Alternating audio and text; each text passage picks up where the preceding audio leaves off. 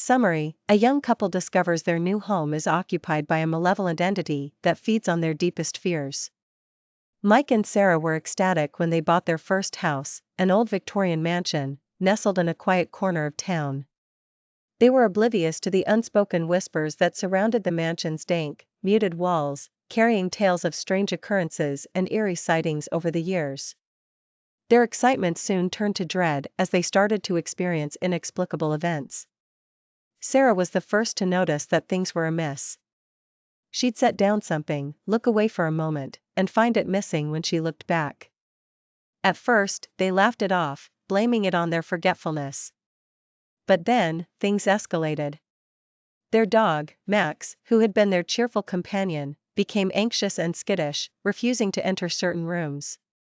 One night, they were awakened by the chilling sound of a child's laughter echoing throughout their otherwise empty house. Mike dismissed it as an auditory hallucination. But the laughter continued, growing louder and more frequent with each passing night.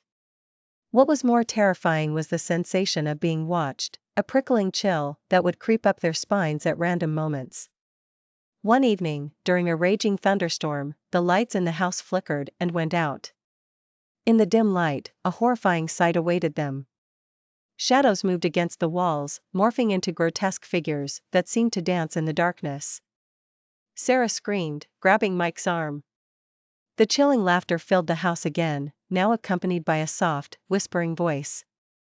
"Play with me," it said. Desperate, they turned to a local psychic, a grizzled old woman with a reputation for dealing with the paranormal.